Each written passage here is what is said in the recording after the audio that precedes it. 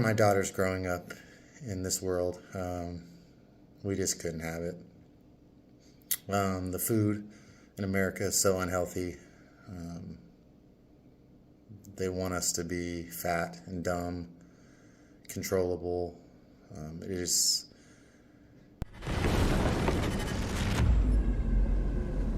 Hi guys, it's Sid. We have another update from Warthog Defense. Meet Derek Huffman, proud Texan, devout family man and self-declared refugee from the terrifying evils of gays and internet. So, naturally, he fled to the beacon of morality and freedom, Russia. But the story doesn't end up there. No, Derek decided the next logical step was to enlist in the Russian army.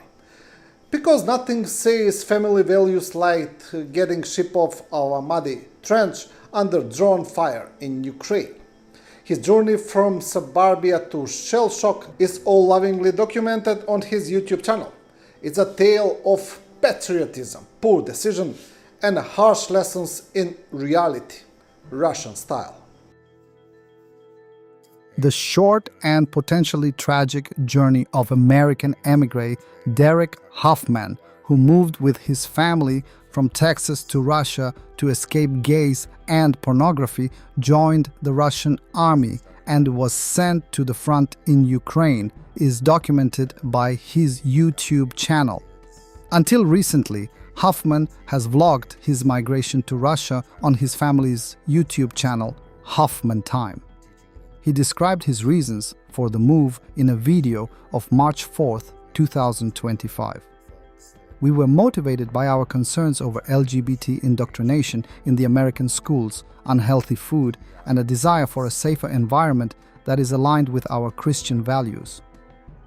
After homeschooling our children for 2 years, we researched options and discovered an American Village project in Russia for English-speaking Christians. Following a successful visit to Moscow, we sold our land in Texas and began the immigration process, which included obtaining visas and preparing for life in Russia.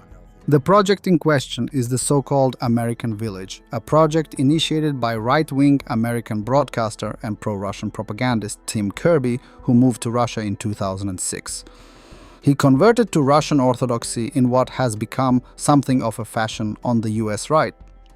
Kirby says, "It is important to me that there is no LGBT propaganda in Russia.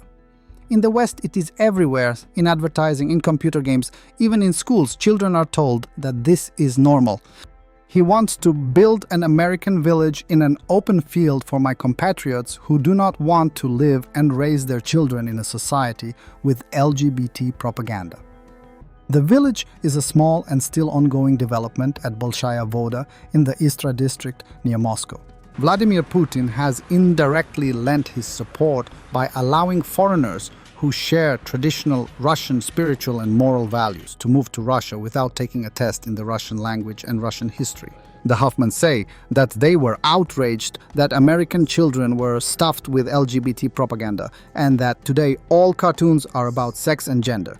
They moved from Arizona to Texas and began homeschooling their 3 teenage girls, but were still not happy. "We couldn't accept that our daughters were growing up in such a world, and the food in America is very unhealthy. They want us to be fat and stupid, controllable. It's more profitable for them to have us sick and spend money on medicine all the time. We didn't want to be sick. I didn't want my children to be zombified." Derek Huffman complains about the moral decline of the West, saying that in America children are taught about sex before they even understand what it is, and libraries are filled with pornographic books. When the Huffmans learned of Kirby's American Village project, they decided to sell their land in Texas and invest their savings in a small 2-room home in Russia. Huffman says they found it much more to their liking.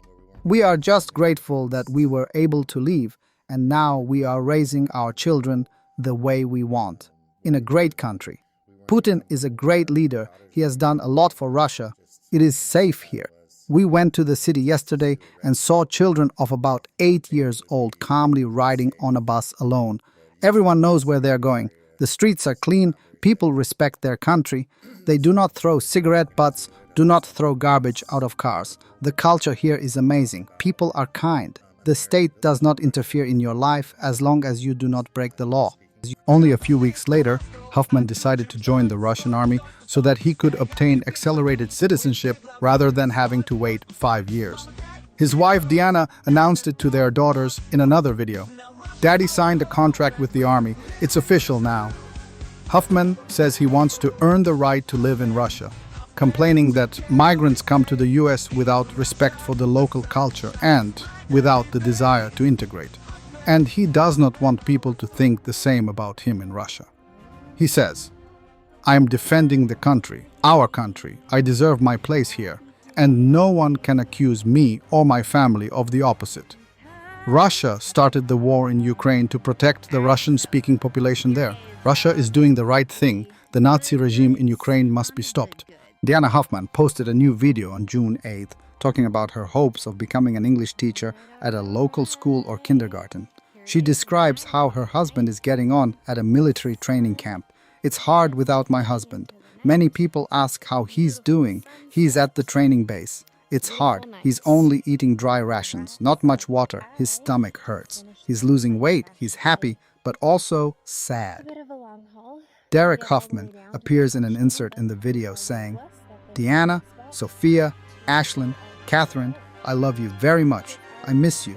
I'm doing everything I can to come back to you alive and hopefully a hero." According to Diana, the equipment her husband was given was not very good, but a kind person gave him boots, a bulletproof vest, and a helmet. Things appear to have spiraled downwards from there in subsequent videos.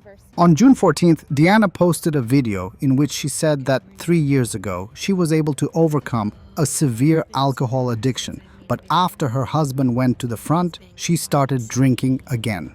Another video on June 17th, now deleted from YouTube but still viewable on Reddit, shows Diana in an even more depressed mood.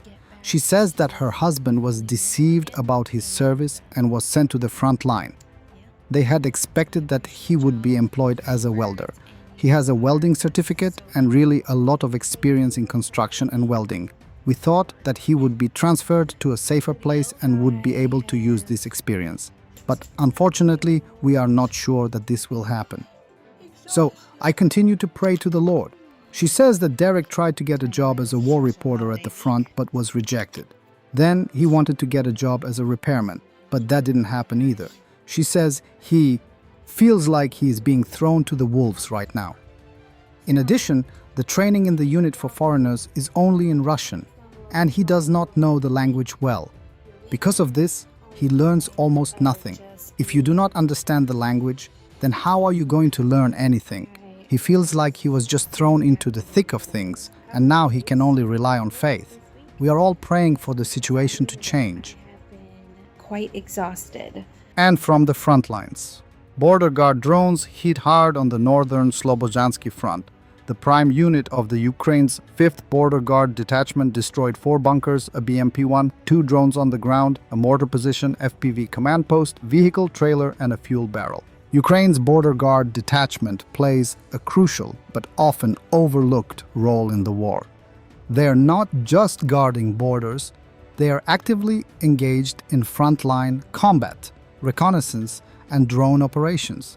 These units defend key checkpoints, secure liberated areas, and often serve as the first line of defense against Russian infiltration attempts. U.S. envoy to NATO Matthew Whitaker told Fox that China must be punished for subsidizing Russia's war against Ukraine. He accused Beijing of backing a proxy war and warned of tariffs if Moscow rejects a peace deal. China is financing the killing on Ukraine's battlefields, he said. China thinks they're fighting a proxy war through Russia, and we're seeing in some statements by the Chinese government that they want to keep the United States and our allies occupied with this war so that we can't focus on our other strategic challenges. And that's just not true. It's not going to happen. China, I think, is miscalculated, but I think they need to be called out for their subsidizing this killing that is happening on the battlefields in Ukraine. Thanks for watching, and don't forget to subscribe. Also, if you want to support Warthog Defense, please become our member and get early access to new videos, exclusive members-only videos, and become administrator in comments section. The membership link is in the description. Rescues every day. We had a guy last week at 6 rescues in 6 days. You know, he's doing the job every day.